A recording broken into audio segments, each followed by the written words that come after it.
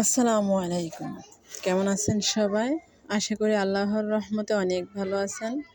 আলহামদুলিল্লাহ, আমিও অনেক ভালো আছি। তো চলে আসলাম আজকে আবারও একটা নতুন ভিডিও নিয়ে আপনাদের মাঝে।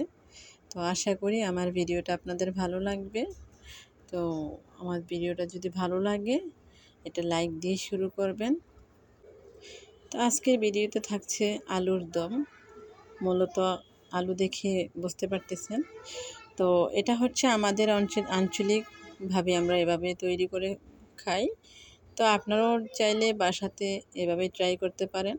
তো চলেন আজকের ভিডিও শুরু করতেছি আপনাদের মাঝে। আমাদের গ্রামের বাড়িতে যখন এই সময়টা আসে তখন প্রত্যেকটা ঘরে ঘরে আলু তোলা হয় আর আলু চাষ করে। তখন সবসময় এভাবে আলু তৈরি করে খাওয়া হয় আর এটা আমার বেশ পছন্দ। আমি এভাবে আলু খেতে পছন্দ করি। আর কি বলবো, আলু খেয়ে খেয়ে একদম আলুর মতো হয়ে যাচ্ছে। আর আলু একমাত্র সবজি যেটা পছন্দ করে না এমন মানুষ খুবই কম। আর প্রত্যেকটা বিষয়ে আলু ছাড়া তো চলে না, আলু লাগবে। তো আজকে মূলত আমি আলু এভাবে তৈরি করতেছি। আজকে এভাবে তৈরি করতেছি না, যে অনেক দিন ধরে আমি আলু এভাবে সিদ্ধ করে খাচ্ছি। তো এটা আমার অনেক পছন্দ, এটা আমার হাজব্যান্ডেরও পছন্দ। তো ভাবলাম আপনাদের মাঝেও একটু শেয়ার করি, দেখি আমার আপু ভাইয়াদের ভালো লাগে কি না।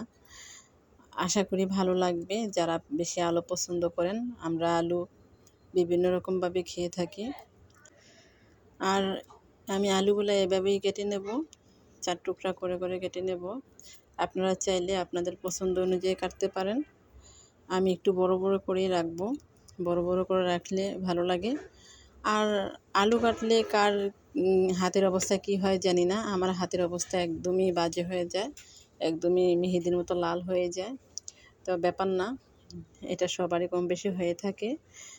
আর এই যে আমি আলুটা ধুয়ে এভাবে বসিয়ে দেব, পরিমাণ মতো পানি দেব, আমি পানিটা বেশি দেব না, যেন এই পানিতে সিদ্ধ হয়ে যায়।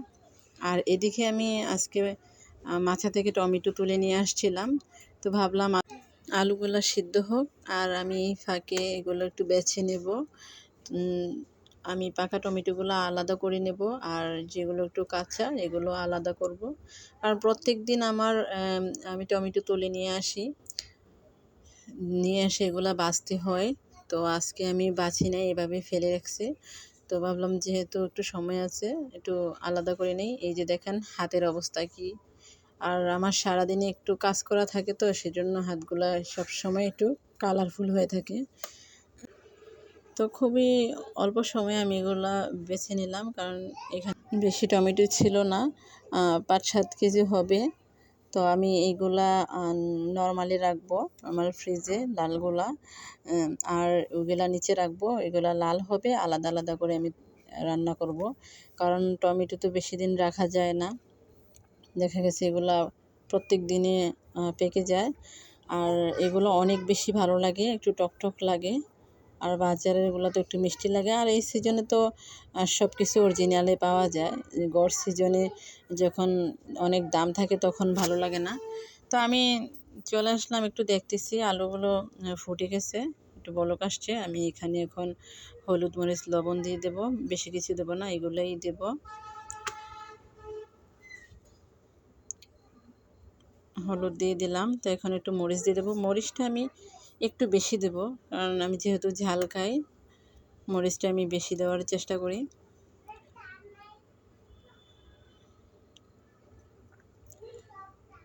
তো আমি এগুলো একটু সব কিছু একসাথে মিশিয়ে দেব। আর যেহেতু আমি এক হাতে মোবাইল ধরে রাখছি, সেজন্য আমি এটা দিয়ে নাড়াচাড়া করতে পারি না, আমার পাতিলটা সরে যায়।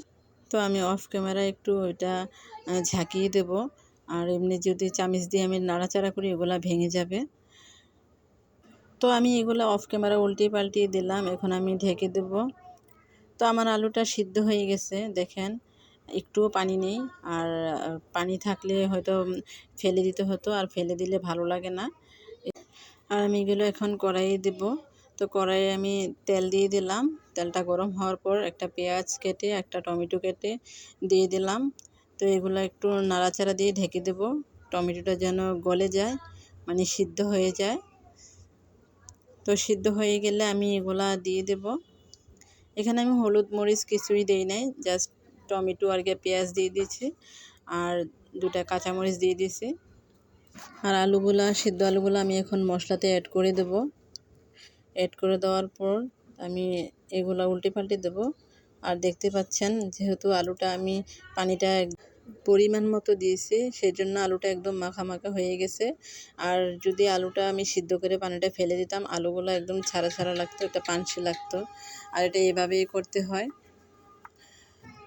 তো আমার আলুর দম প্রায় হয়ে গেছে। আমি এটাকে ধনেপাতা দিয়ে তারপর হালকা একটা নাড়াচাড়া দেব, তারপর তুলে নেব। আমার আলুর দম একদমই রেডি হয়ে গেছে। তো আপনারা বাসায় ট্রাই করতে পারেন, ভালো লাগবে। তো আমার ভিডিওটা যারা দেখেছেন এ পর্যন্ত সবাইকে অসংখ্য অসংখ্য ধন্যবাদ। সবাই ভালো থাকবেন, সুস্থ থাকবেন। আল্লাহ হাফেজ। আসসালামু আলাইকুম।